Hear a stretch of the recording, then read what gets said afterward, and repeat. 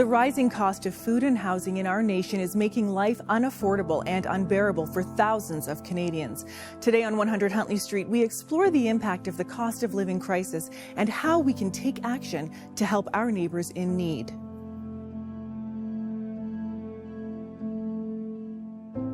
Welcome, friends, to a special one-hour episode of 100 Huntley Street, Unaffordable, Canada's cost of living crisis. And I'm so thankful we have a special guest co-host today, Mayor Dan Carter of Oshawa, Ontario. Welcome to 100 Huntley Street. Thank you very much. I'm very nervous. But I appreciate the opportunity to work with you today on such an important issue. It's so important. Mayor Carter, you've got an experience in your past as a broadcaster, but today you're going to be speaking to a lot of issues for us from the perspective of a public servant and someone who sees the impact of the affordability crisis in the city that you are serving in, and you've also had personal experiences with homelessness and addiction. So a lot of moments in your life are connected to this discussion today. Yeah.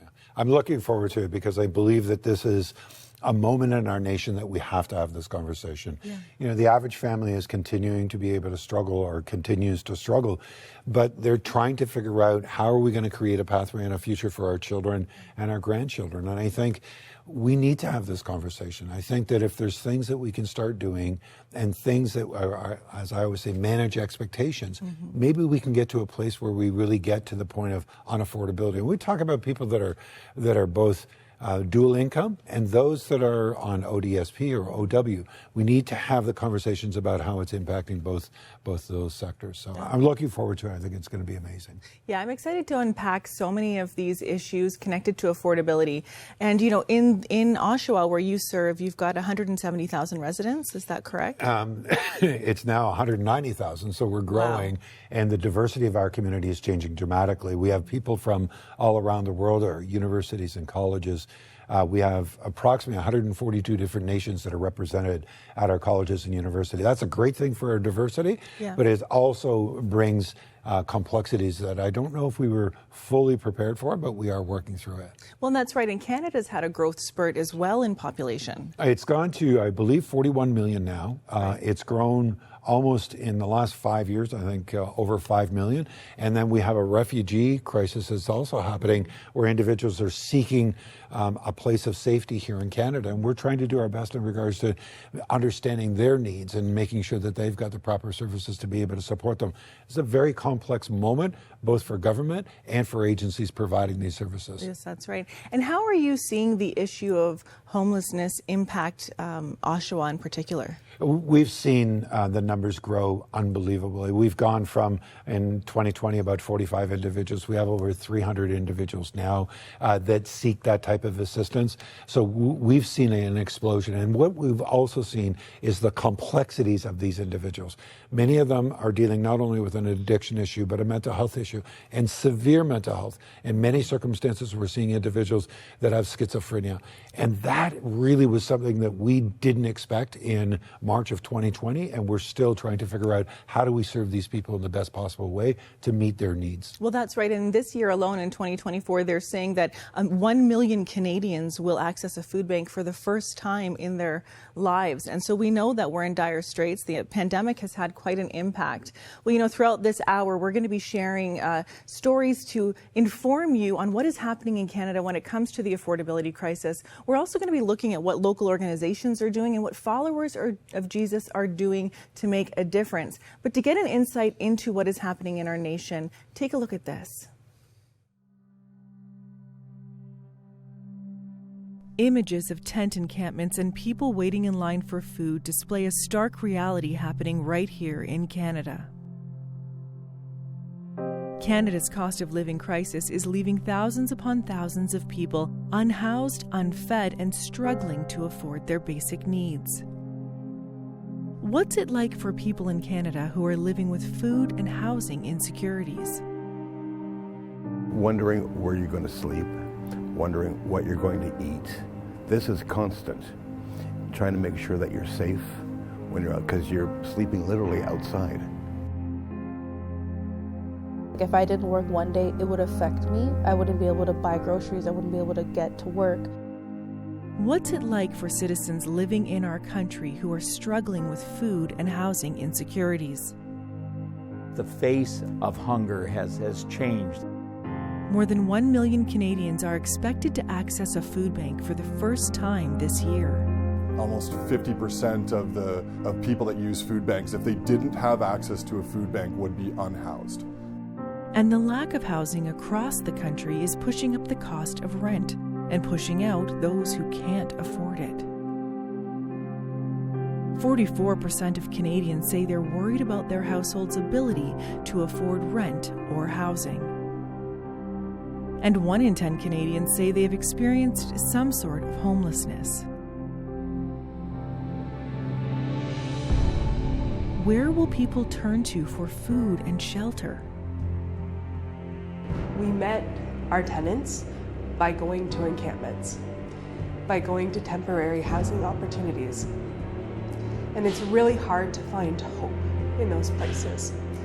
And so to watch people come into a home where they have that newfound sense of hope, it's something really beautiful to be a part of.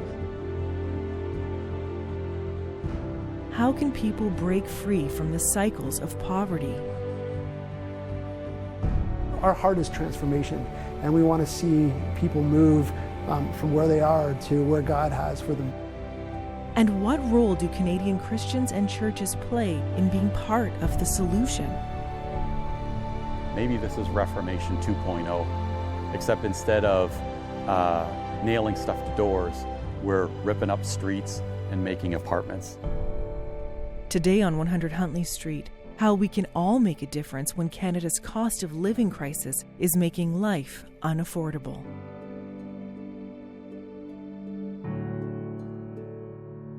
Carter, I know that really impacted you watching that piece. It's unbelievable. It really puts it front and center in regards to not only the most vulnerable, but I think it also puts a question to all of us. What are we willing to be able to do about it, both as elected officials and those that are serving in our community? And I think we have to understand that all of us are going to have to be a part of the solution. It's not going to be up to one person, one agency, one government group. All Canadians are going to have to embrace this moment to be able to meet the challenges that we just saw. Imagine, this winter was a pretty good winter, but imagine being out there at minus 35 in a tent outside.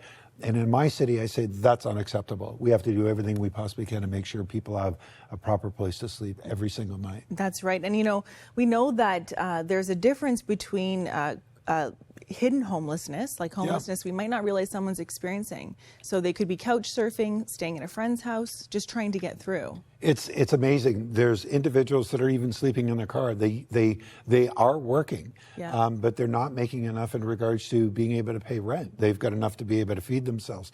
All of these discussions need to happen about, do you understand the significance of how this is? The people that are couch surfing, but those that are sleeping in the bushes.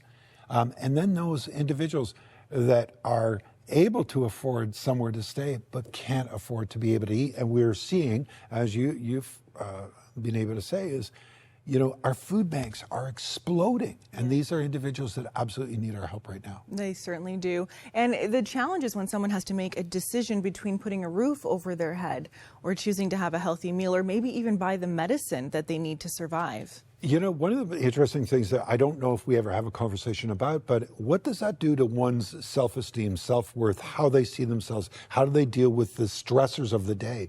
And I know from my own personal experiences, the stressors of the day in regards to trying to figure out what do I need to do next in regards to not only a place to be able to stay safe, but how am I going to be able to feed myself? When you're not eating properly, when you're not sleeping properly, when you're living in a chaotic environment, that plays a significant role in regards to the impact on oneself. So, sometimes we don't talk about that, and I think it's an important thing to take into consideration. The impact on individuals that are living in these type of environments, It plays a significant role in regards to how they see themselves, but how they're able to cope day to day. And we know then that it starts to impact mental health and wellness, and there's a vicious cycle connected to addiction. So this is a whole cycle that we really need to break down. You know, it's amazing. Today, I had the opportunity to come here. I didn't sleep well last night. Yeah. And starting my morning this morning was difficult for me to be able to get up and running. Yeah. So that's someone that's in a safe environment, that's warm, but didn't sleep well. How that played a role in regards to my life. Imagine that day in and day out of living in that environment. Yeah, it really makes us aware of the care we need to show others and the difference we can make as followers of Jesus just with what's in our hand. You know, there are so many organizations that are trying to make a difference right now. Here is an organization called the Scott Mission, and here's a look at what they are doing to help Canadians.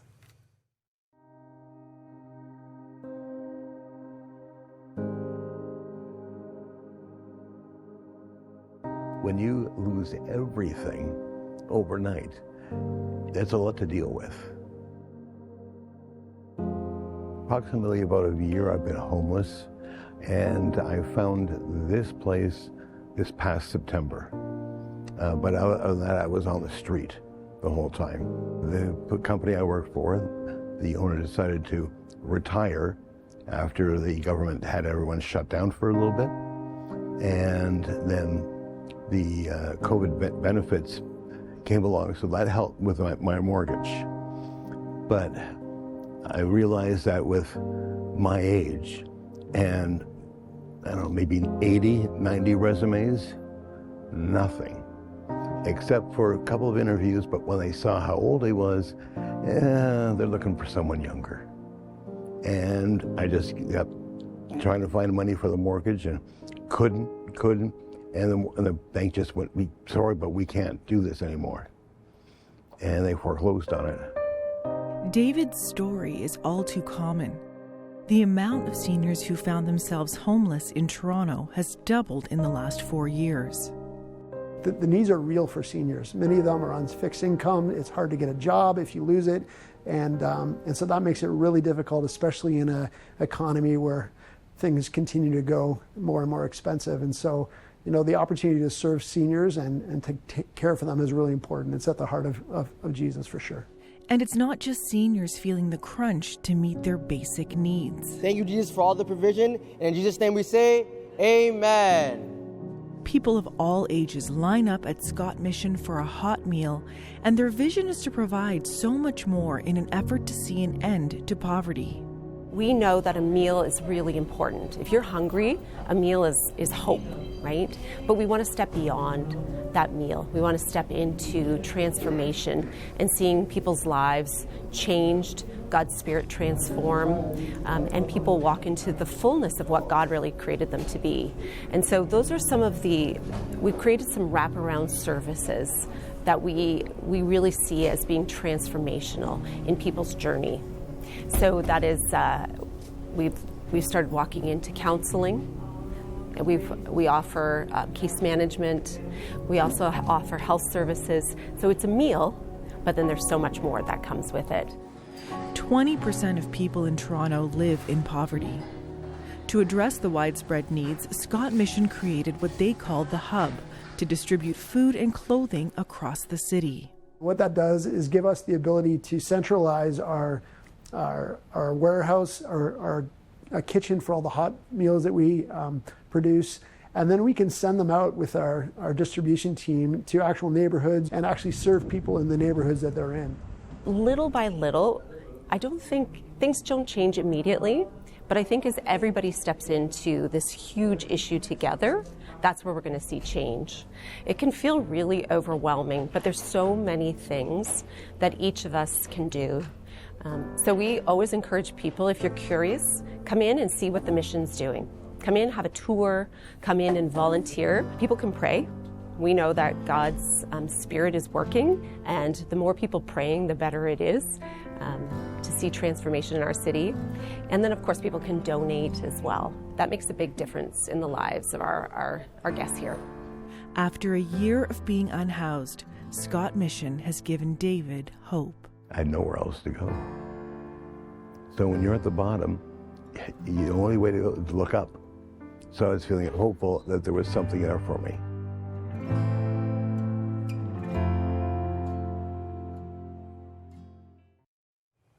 It's so inspiring to see the transformation that people like David are experiencing just from having a bed, food, and clothing, just having your basic needs met. You know, another organization responding to people's immediate needs and helping clients overcome temporary and generational poverty in the city of Toronto is Yonge Street Mission. Joining me now is Angie Peters, President and CEO of Yonge Street Mission and author of the new book, Just Act, We Are the Solution to Poverty. Welcome to 100 Huntley Street, Angie. Thanks, Lara. It's great to be here. It's our pleasure to have you with us today. You know, Angie, your book, Just Act, was really inspired by your own personal experiences. Tell us briefly about the history behind this book. Yeah, so I mean, really quickly, my mom came out of a family of multiple generations of poverty, and because two people invested in her, she was able to heal, and her whole life changed. And because of that, her children, myself, my siblings, her grandchildren, none of us are living in poverty. And so I just really believe that if we see people and invest in them, their lives can change. Indeed, Angie, and I'm so excited that we actually have you on a different day, and we'll be talking further about your personal story and the inspiration of your mom for this book, Just Act. You know, for those viewers watching right now who are wondering, what is generational poverty? Can you unpack that concept a little bit more for us? Yeah, I mean, we tend to believe we'll always have the poor among us, right? And but poverty breaks down into different segments. So we'll always have episodic poverty. Somebody gets sick or loses their job, needs retraining, needs some temporary help, get back into work. And we'll always have people in our society that we need to care for, and work is not the answer. Seniors, people with disabilities, we should just be looking after people like that. That's our responsibility. But generational poverty is the kind of poverty my mom's family had, where there's just generation after generation of people who end up stuck because of the brokenness that comes out of generations of poverty and the trauma associated with those experiences. And these individuals have the same needs as you and I, the same hopes and dreams, but they've been squashed by life experience. And so people move naturally into survival mode and they get stuck. So insightful, Angie, and so real for so many Canadians watching right now. You know, we often try to meet the needs of those who are struggling with housing or food and their immediate needs, and that's important. But there are deeper needs that we can meet that would actually continue to shift long-term somebody's situation. Tell me about those deeper needs. Yeah, so like if you even just think about, most of us are familiar with Maslow's hierarchy of needs from when we were in school. And those first two, like the physiological needs, the safety needs, those are like relief. When you think about relief and development, those are like relief. And relief is important. If someone's hungry, we need to feed them. If someone needs a place to live, we need to house them. And those are the challenges in today's society. But development is the next step. And that's where the belonging and the esteem and the connection to higher purpose come in. And that's where people thrive. And it starts with them kind of believing that they belong. They have healthy relationships that encourage and esteem them and support them. And then they can get connected to their values and their spirituality and their higher purpose and start to pursue something that is meaningful, deeply meaningful for them to engage in life. That's thriving. That is thriving. And Angie, I've heard you say before that sometimes if you don't believe in yourself, you just need to find someone who can believe in you. And in your book, Just Act, you have the Just Act cycle, which speaks a lot to the power of how we believe in others and the difference we can make. Tell us a bit more about that cycle, the Just Act cycle. Yeah. So the cycle's in the book, and it's just a simple process to help. If you want to help somebody move out of poverty and you don't know how, this is the challenge. I think a lot of people want to help and they don't know how. Yeah. It just takes you through a simple, reflective series of steps to help you develop a plan, a real plan, to do it. Yeah. And some of the key things to highlight are, one is the learning step, because I think most people don't understand what poverty is like and may not have any exposure to it, so they don't know what would help. That's perfectly reasonable. And so the learning step really guides a person through how they could learn and understand what poverty really looks like today and what would really help somebody. And then the next step is taking inventory. And we don't tend to think of ourselves as having an inventory. But when we think about helping people, we think, okay, well, I'll donate or I'll volunteer at a food bank. But there's so much more that we can do, right? We have abilities and expertise that we could use to support somebody, maybe tutor in a computer lab after school with kids, or help somebody get their language proficiency up in English so they can get a job, or just so many examples. Yeah. So abilities, influence, churches can start programs that meet needs in their neighborhood, things like that. Mm-hmm. And then time and money, yes, that's part of it too. But the learning and the inventory part really lead to a plan that is actually addressing a need that is the highest priority need of the person you're trying to help, which will lead to the outcome that we're looking for. It's so inspiring, Angie, and I know that it is possible. We can affect such change in the lives of those around us. One of the very important pieces of what you believe is that we can stop generational poverty in one generation. Tell us more about that and what your call to Canadians would be today. Yeah. So, I know this is national, but I have a Toronto example, but we tend to think poverty is overwhelming because we hear these big stats. But the numbers of people in generational poverty in the city of Toronto is roughly estimated around 350,000 people. There's 2.5 million people in Toronto. We only need about 15 to 20% of us who aren't poor to decide to help one person. One person ends it for every generation after them. Ephesians 3:20 says, God will do much more than we can ask or imagine. And so we're just praying that everybody will decide to help one person. And it doesn't even take all of us, and we would be there. Angie, so inspiring and so true. I'm so excited about your new book, Just Act. We are the solution to poverty. I'm thrilled for our viewers to get a copy of that book, and thrilled for the information you've shared with us today and the difference it will have on the lives of Canadians. Thank you for being with us today. Thank you for having me here.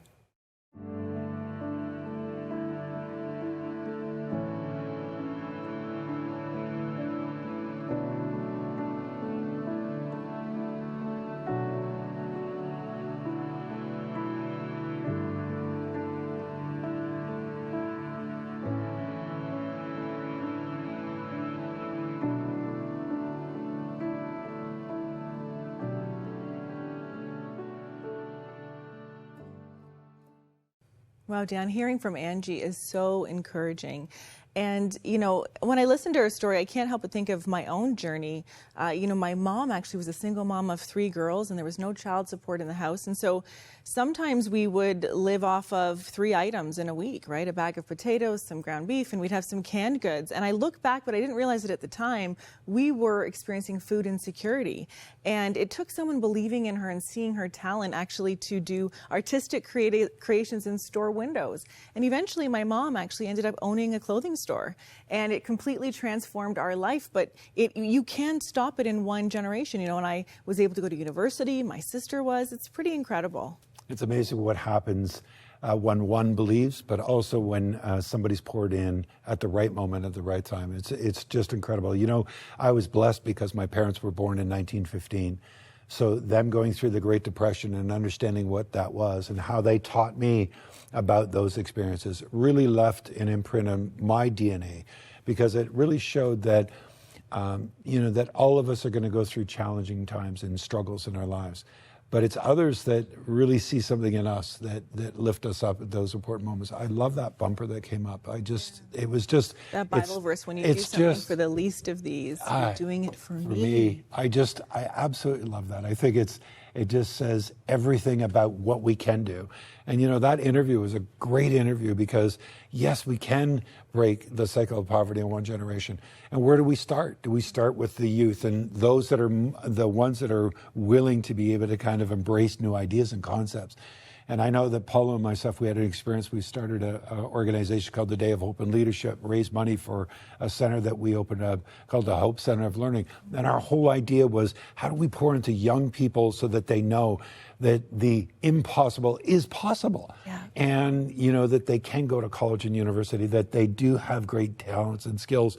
And it's been a wonderful experience for us. And it's a longer story, but it's one that just shows you once again that when you are inspired by someone, you can do incredible things at the right moment that'll change somebody's life forever. I think it's just It's wonderful. Well, you certainly can do incredible things. And if you're watching right now and you need support and you're saying, well, I need support with food or housing, different, even mental health, we want to offer our prayer lines to you, 1-866-273-4444. Our prayer partners are trained to support you, encourage you, pray with you, but also connect you to resources that you might need. And we also have resource pages on our websites if you want to look up any of the local outreaches or supports that could be of help to you.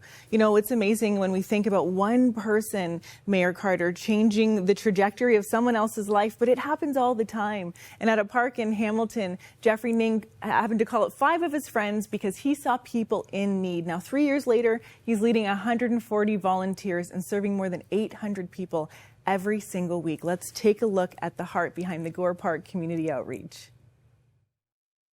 We built this based on the assumption that we want to help people. Our motto has always been we serve with kindness, compassion, and without judgment. All we ask all our guests, and they're not our clients, they're our guests, we ask them, just line up and be courteous to one another, and we will help you to the best of our ability. What we try to do, and this is the essence of what we do here, we provide hope. We provide compassion, and we show empathy. We want everybody to feel that they are important because they're important to us. And that's why we're here. The one thing I love about that clip was hope. And hope plays such a significant role in regards to how people can see tomorrow, but also actually be able to see that there is beginnings that can actually start today, but hopeful for tomorrow. Yeah. In my office, I have these beautiful black and white photographs of Martin Luther King. And on my desk, I have a quote from King in regards to how he saw the world and the struggles that they went through. But he was always hopeful. He was hopeful for a nation. He was hopeful for those that were struggling. He was hopeful for the future. And I think that those lessons remind us, even in the most difficult times, we have people like this that are out there saying, I'm willing to be able to give that hope free of charge. And isn't that a wonderful thing to be able to embrace? Yeah, it certainly is. And when the hope of Jesus grips our heart, it just does become contagious, because I'm like, I know what God did in my life. I know what he can do in your life. And that's what people like Jeffrey are doing. We recently put out a poll on social media because we wanted to hear what you were doing to share the hope of Jesus by meeting the tangible needs that people have for housing and connected to food insecurity. And so we've got some incredible answers here. It's amazing to hear what churches are doing. So Dave writes that, there we go. One thing is that we built over 15 units of affordable housing in an old bar where we initially planted our church. And the neighborhood needed that affordable housing, so they moved the church to a different building. That's good. Our church has built a brand new lower income building for seniors. More there. We take up a benevolent offering once a month and field requests for rent subsidy and utility bills. We start with prayer and fasting and seek out God to share what we have. Recently I was talking to a neighbor and she said, well, this Easter, we put a bunch of hydrangeas in the shape of a cross in the middle of our church. And then what they did was they actually went and delivered them to people they knew needed to be cheered up, needed to experience that hope of Jesus with a little story. God loves you. There was a great question in your interviews that what is it that I can do? Yeah. One is be empowered. Find a way of being able to educate yourself. Talk to those that are experiencing it. Making sure that you're equipped to have those conversations. Because one way or another, we're going to be all advocates in regards to trying to be able to answer the questions that everybody is looking for right at this particular time. So equip yourself. Be curious about, what is it that I don't understand? The other thing that's absolutely wonderful is churches have the opportunity to empower people into service and to be able to show unconditional care and kindness. And, when you feed someone, and this is what's so important, the connection between food and connection with somebody is, believe it or not, it is a sense of love. It's a sense of kindness. It's a sense of compassion. So it's amazing what happens when you have it. And that might just mean inviting a neighbor in for a meal. There's a reason Jesus was always dining with his disciples. They say that it was so they would know the love of God, actually, in theology. Well, we're so thankful you were with us for this half hour. Please stay with us for the next half hour for more inspiring information.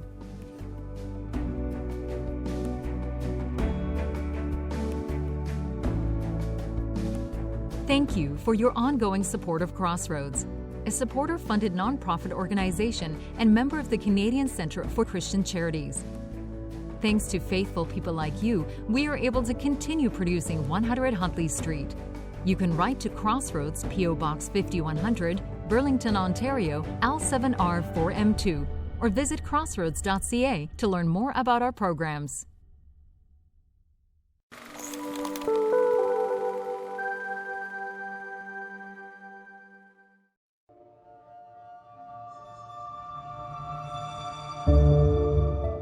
Welcome back to part 2 of our 1 hour 100 Huntley Street special, Unaffordable, Canada's Cost of Living Crisis. And I'm so honored to be joined by a special guest co-host today, Mayor Dan Carter. Welcome, Mayor. Thank you very much. I really enjoy having the opportunity to be able to join you and talk about something that is affecting, I think, every Canadian right now. It certainly is. You know, when we look at the cost of living across Canada, we are in dire straits, and it's impacting people in terms of their ability to put a roof over their head or put healthy food on their table. You know, and you think about seniors also that are on a fixed income that are struggling also at the same time. One of the surprising events is in our community, Feed the Need, in March of 2020 went from about 750,000 pounds of food that they were distributing and receiving. We're over 2.5 million pounds now. It just shows you that it is affecting so many people. And when I talked to the executive director there, Ben Earl, he says we're seeing more and more seniors come in through the door. That really concerns me also at the same time. It concerns me as well. And, you know, many of us thought, okay, well, food banks are experiencing higher usage as a result of the pandemic. But now we're seeing, you know, we're 4 years out, if not more, and the use of food banks is not going down across Canada. It's just increasing. No, but there is a bright side to it. And yeah. I'll tell you what the bright side is. More and more corporate Canada is coming to the plate. Okay. More and more of them are looking at ways of being able to contribute. How do we utilize an opportunity to be able to support our food banks? That still doesn't answer the question in regards to the affordability aspect. Mm-hmm. But it is good to be able to see that many in the corporate world and in our faith communities are stepping forward and saying, I can do something. And I think that, you know, that's an incredible thing to be able to take away from it. Even as difficult and as complex as this is, there's many people that are stepping to the plate saying, I find it unacceptable and I'm going to do my part. So that's uplifting. It is uplifting. You know, we know that right now a family of 4 in Canada are paying on average of $4,000 more on groceries than they were 5 years ago, so annually. And yet people are stepping up to the plate. And you're right, we're making a difference. So many followers of Jesus too, church outreaches, food banks are making a difference. It's amazing when you talk to people in the agriculture industry, you'll hear them say we get anywhere from 7 to 17 cents out of every dollar that is, you know, charged at the grocery store. And you kind of think to yourself, so where is it going awry? And I think the agriculture industry is understanding they're trying to do their best to be able to meet the needs. But at the same time, they're saying somewhere along the line, our costs continue to escalate, but somebody's struggling paying the bill, and the grocery stores are saying, well, we're just trying to make ends meet. It's a complex issue, but it has to be addressed. It is a complex issue. And, you know, if you're struggling right now with the cost of living crisis in Canada, if you're struggling to find healthy food or safe shelter, we have resources listed for you at the bottom of your screen. And if you need spiritual encouragement in this season, you know, as Mayor Carter was saying, it's an unprecedented time. Please call our prayer partners at 1-866-273-4444. You know, for those of us who want to make a difference, it's so important that we educate ourselves. And we want to share with you a story now about what one of the food banks in Toronto is doing. Take a look at this. Food insecurity is just the mystery of when or if there will be a meal on the table at home, or when they're at work, or when they're at school, or when they're just running their daily life. Like it's the thought of, will I be able to eat tonight, and where will I be able to get this food, and how will it affect other parts of my life? Like, do I have to decide between transit and food, or how can I acquire those things?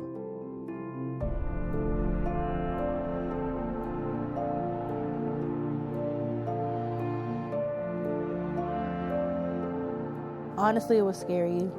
I was always worrying constantly, like, if I don't work this day, like if I didn't work one day, it would affect me. I wouldn't be able to buy groceries. I wouldn't be able to get to work. Right now it's so expensive to get food, and it's going up. Also, rent is super expensive here. So we have to pay rent and then groceries. and we are paid minimum wage, so food banks help a lot.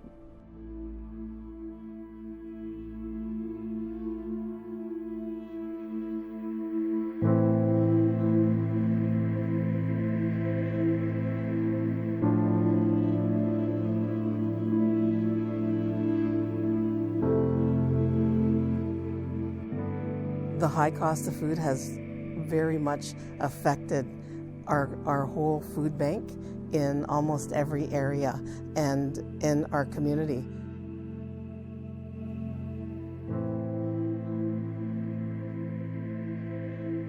So we recognize that just going to get food for the community, it's not like here in the city where you can go to the corner store or grocery store. For us, it's a half an hour away to our closest town, or an hour. If you want to go and get better sales and deals, it's an hour away. Before the pandemic, we recognized our regular numbers in families and that were coming in. It might have been anywhere from about 60 families a month. During the pandemic, it was probably close to 200 families in around that amount. And so we expect it to go right back down to normal now that we're done, and that hasn't happened. So we're still getting in the hundreds.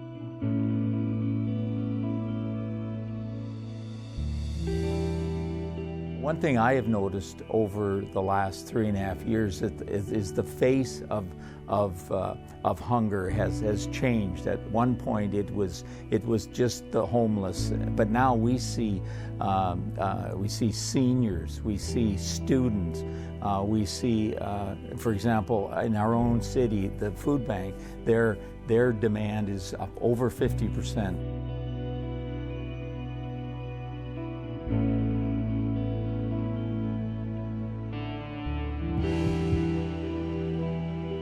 It's people like you and me. It's people that own their own home. They have their own car. One couple had to sell a car in order to be able to buy food for their family. You know, in a day, it used to be, 20, 30 people in a day. Now we're seeing 150, if not 200 in a day, and that's what we're feeding. We've seen an increase just in the food bank alone of 200% just since last April, coming to the food bank, so the youth accessing. And I just think it's still going to be an ongoing and growing challenge for a lot of people. The statistics we just saw on food insecurity in Canada are shocking. Nearly 1 million people in our country are expected to visit a food bank for the first time in 2024. Canadians are clearly at a breaking point, and sadly, so are our local food charities. Joining me now is Neil Hetherington, Chief Executive Officer of Daily Bread Food Bank. Welcome to 100 Huntley Street, Neil. Thank you so much for having me. Well, we're so thankful that you're joining us today. And the Daily Bread Food Bank puts out a report called Who's Hungry? And what we're seeing in this report is this increase in need for food charity services. What are some of the stats happening right now? Well, it's been remarkable. You want to see growth in lots of businesses, but not the food bank. Before the pandemic, this past February, we saw about 55,000 client visits. This past February of 2024, we saw 301,000, 55,000 to 300,000. And that growth is replicated all across the country. There was about a 30% year-over-year growth across Canada in food bank usage. In Ontario, it was about 40%. In Toronto, it was 50%. To the point now that in Toronto, 1 in 10 now use the food bank. It's atrocious. It's unbelievable. And the reality is that, many of the people using food banks there's usually at least 50% have one person in the household that's working. That's something else your report is showing, right? Yeah, so we're seeing the demographics changing dramatically. Okay. And it used to be that if you went to school, you got a job, you work hard, you're going to be fine. You're going to live that Canadian dream. Yeah. 59% of food bank users have a post-secondary education. They've done everything right. They've gone on, they've got employment now, and yet they can't make ends meet. And so we have to ask, what are the systemic causes that are driving people to something that, when you and I were growing up, the food bank was kind of on the fringe. Yep. it wasn't, it wasn't commonplace. It wasn't 1 in 10 Torontonians. It was something that was used on an extraordinary circumstance, usually on a temporary basis. And now we are seeing a massive change, a shift, and that is meaning that more and more Torontonians, more and more Canadians are doing everything right, but they have to go to a food bank because of a lack of affordable housing, primarily driving these numbers. Well, it's interesting, Neil, because you said, when we were growing up, it wouldn't be common for someone to use a food bank. And I know I grew up in a home with a single mom, and we were stretched to make ends meet. And yet our family with 3 girls, we didn't have to go to a food bank. And so many people who are working, who have jobs, or, as you said, doing everything right by society's standards, and yet still can't make ends meet and need to use food bank services. When you talk about the connection between unaffordable housing, many people right now are choosing between paying for their groceries or paying for their rent. Oh, that is common play. So there are 3 things that we sort of point to as the big buckets of why people are coming to food banks. So the first one is the lack of affordable housing. The second is income security. So you think about somebody on disability and you say to yourself, well, they're on disability, they're going to be okay. Well, that's not the case across the country. Yeah. They typically, in Ontario, they would receive about $1,300 a month to survive on. And neither of us could survive on $1,300 a month. The poverty line is $2,300. So every month they're about $1,000 below the poverty line. And so we advocate very hard to make sure that that those who are on income securities will hopefully one day receive the Canada Disability Benefit, that they will be able to have an income that allows them to afford their right to food. The third thing that we're seeing is a rise of precarious employment. So somebody might be employed, but they've put together 2 or 3 jobs. Well, that means that they don't have benefits. It means that they're making those choices that you're talking about between dental care for my child, or prescription medications, heat, or the rent. And those are tough choices for people to be put in. Neil, for our viewers watching right now, so many are followers of Jesus, and we know that Jesus told us to do unto others as we would have them do unto us, to be neighborly, to take care of those around us who are at risk and struggling. What can Canadian Christians do to help mitigate this issue?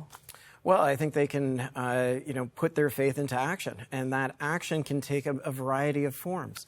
It can be, volunteering at a food bank. It can be making a donation to a food bank. But very simply, it can be letting any elected official of any party say, just letting them know that today is the day to implement the poverty reduction strategy. All governments have a poverty reduction strategy. Some are better at implementing it than others. And I think this is an opportunity for us to raise a collective voice and say it is wrong, it is fundamentally wrong that anyone should be in a country as beautiful as ours is, living in poverty and having to rely on food charity. So let's do something about it. And we know those policy solutions, like the Canada Disability Benefit, like the development of affordable housing, these are the types of things that will give individuals a sense of hope in their community. So true, Neil, and thank you for those pointers on how Canadians can take action. And of course, asking our viewers to continue to pray about this issue is so important and so powerful. Neil, thank you for everything you do to help Canadians across the country and for what your organization, the Daily Bread Food Bank, is doing. Thanks so much.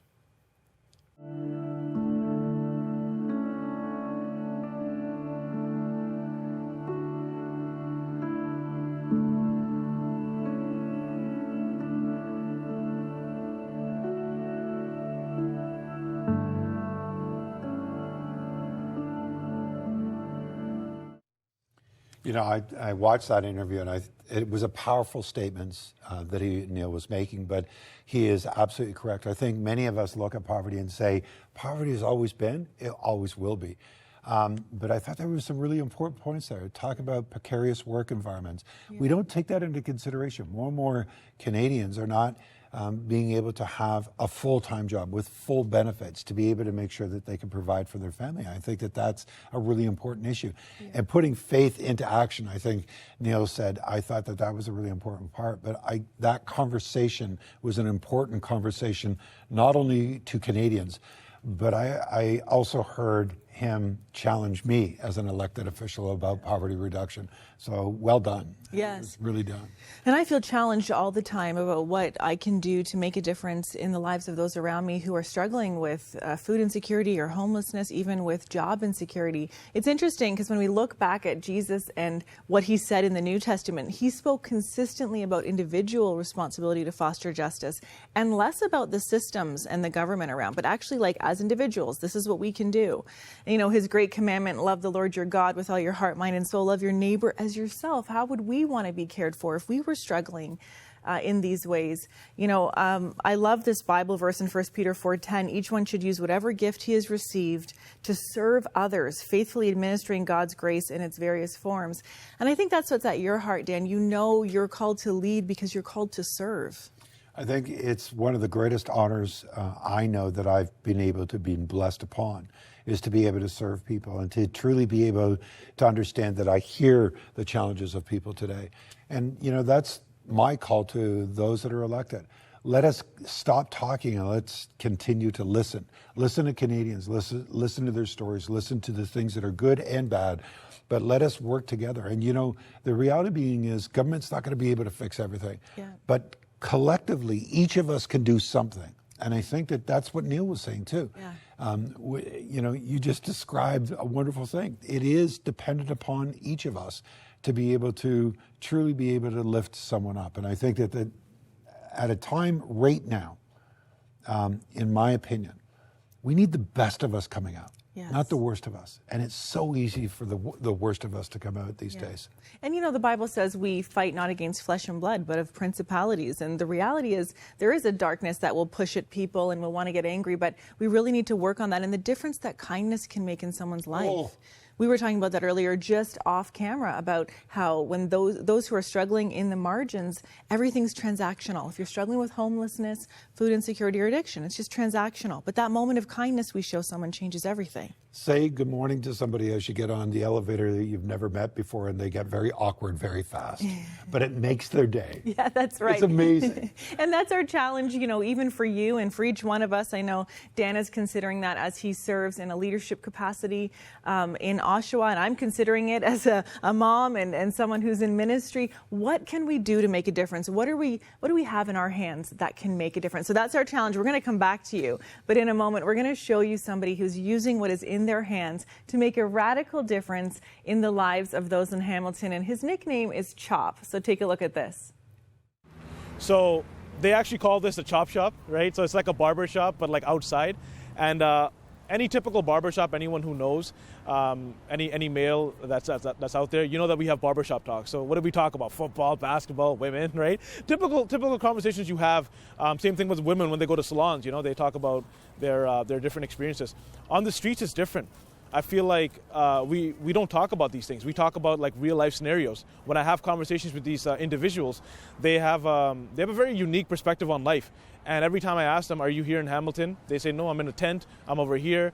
I lost my sister, lost my wife, lost my son, my father to addiction or this and this. I was in jail." These are conversations you don't have in a typical barbershop. So when we have these conversations out in the streets, it's very impactful because these are conversations that it might happen in a barbershop, but here on the street, that's why I'm a street barber, because I go with the street. I go with the people who are on the street, the neglected, you know, the ones who are, people don't care about them. But I do care about them, and I know that God still cares about them.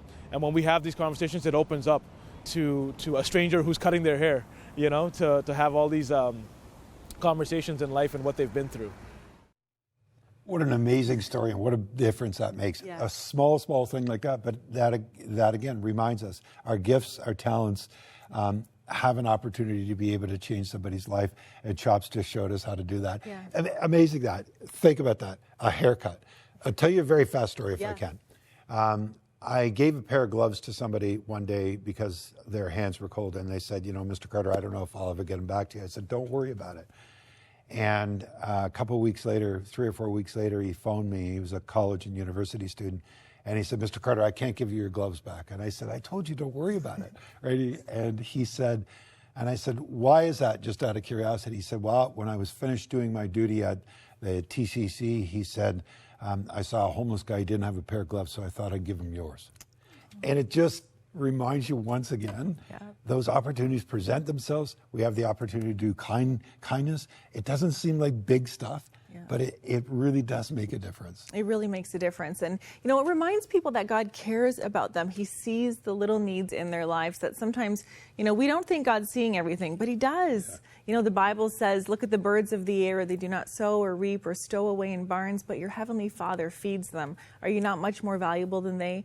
And how can any one of us add a single hour to our lives by worrying? You know, that's in the book of Matthew, but it's always a reminder that, you know, God sees every need and we can actually be active in meeting the needs of those around us if we're looking with the eyes of Jesus.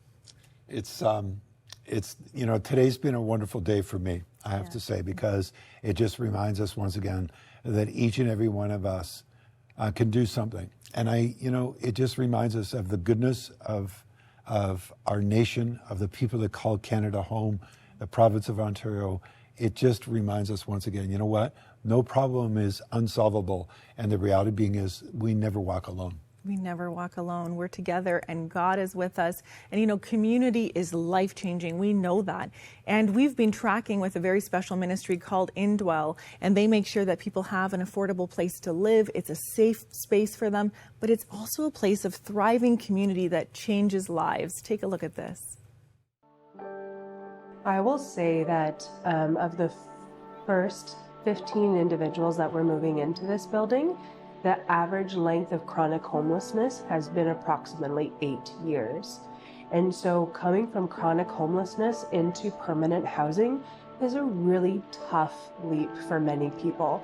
And sometimes that looks at figuring out how to do dishes again, or, oh yeah, I should be sweeping my floor on a weekly basis, or when am I supposed to be washing my sheets? And so there's a lot of those daily living skills that you have to be reacquainted with. And so for us, how do we come alongside tenants in coaching that in a dignifying way, recognizing that you're reacquainting yourself with a different type of lifestyle that you haven't had the opportunity to have for 8 years.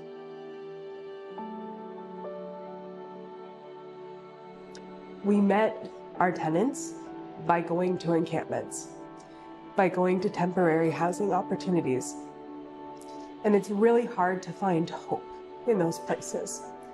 And so to watch people come into a home where they have that newfound sense of hope, it's something really beautiful to be a part of. Part of our vision and our mission is to see that people feel belonging. So when we do intakes with tenants, we ask them what their interests are, primarily because we want programming to be happening every day in this building, but we want it to be based on our tenants' interests. And so far, we have heard that we have a group of musicians coming into this building. So we've already got our piano. We've already got some of those tools to say, hey, how do we jam together? How do we just have space where we, you know, infuse our emotions into music?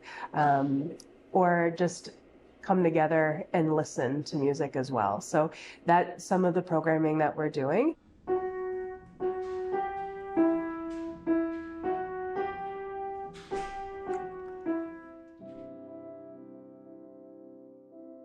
I was living, I gave up my 3-bedroom apartment that I had with my kids after I lost them to adoption. And I couldn't find stable housing that I could afford, on my own.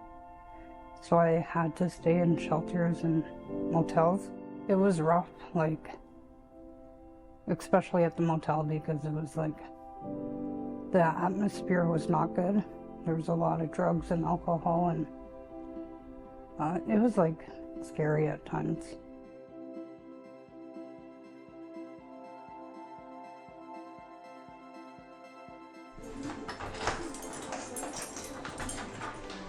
When I first moved here, I felt like I was back at home because I grew up in Kitchener.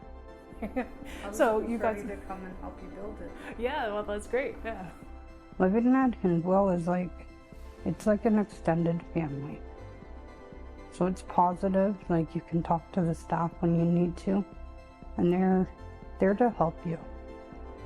I really like living here. I'm glad I got a place here. It gives me hope for the future.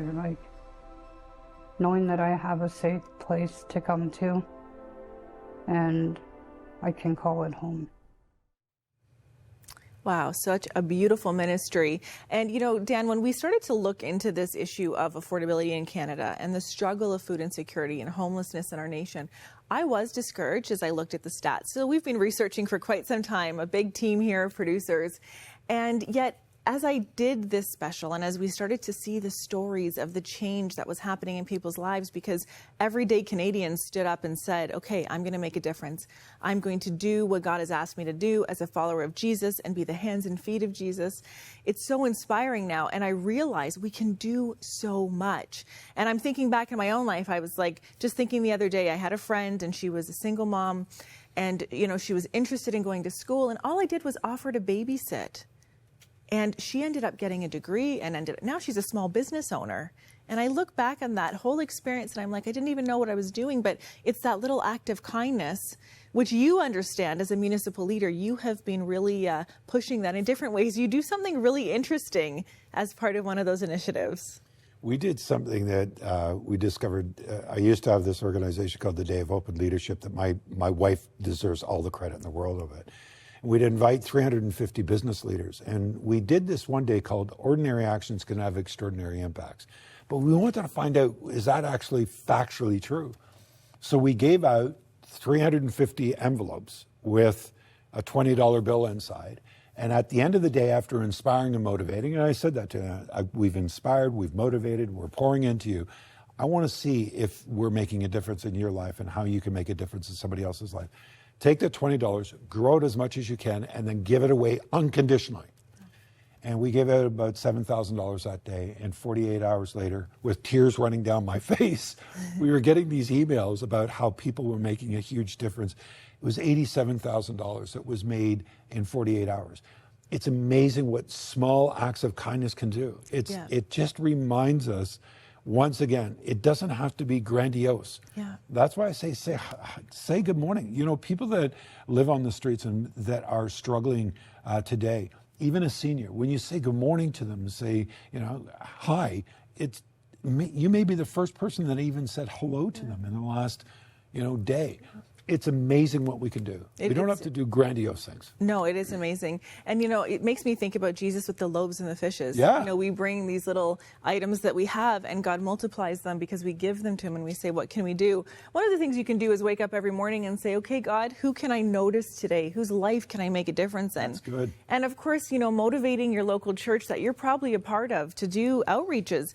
You know, we could be knitting blankets for those who are at home and ill. We could be creating food drives for those who are struggling, maybe single parent families. You know, one of the things we used to do at a church where I served as a youth minister was we did an out of the cold program. So you could come have a meal and stay over, and we would be sure to eat the meal with those who were coming into the program for community. People just want connection and belonging. It's amazing. Covenant House in Toronto Youth Shelter does that. It challenges individuals of notoriety, many professional athletes. Mike Pinball Clemens is there every year, and they sleep outside for the night. And it's about giving people the experience, but also reminding them of the challenges that one faces when they're facing what we've been speaking about all day today. It's incredible when we awaken our own senses to be able to say, could I actually be able to survive in this moment? And what can I do by taking this experience and sharing it with others? Churches play such an important part of not only educating, but empowering people, connecting them to services, and reminding them that this truly is God's work. It certainly is. And, you know, if you want to get connected to a local Bible-believing church, please call our prayer partners at 1-866-273-4444. You might want to connect with them so you can go and attend that church and be part of outreaches, or maybe you need support. And so many churches are great at meeting those needs. Mayor Carter, what are your final words for Canadians as we look at this affordability crisis in our nation? This is our moment. This is our time. I'm calling everyone to truly be able to come together and do what you can. And whatever you do me a favor, don't lose hope. Don't lose hope.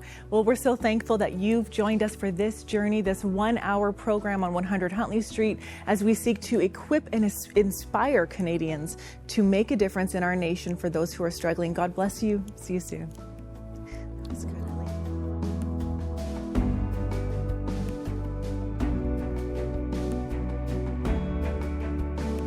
Thank you for your ongoing support of Crossroads, a supporter-funded nonprofit organization and member of the Canadian Centre for Christian Charities. Thanks to faithful people like you, we are able to continue producing 100 Huntley Street.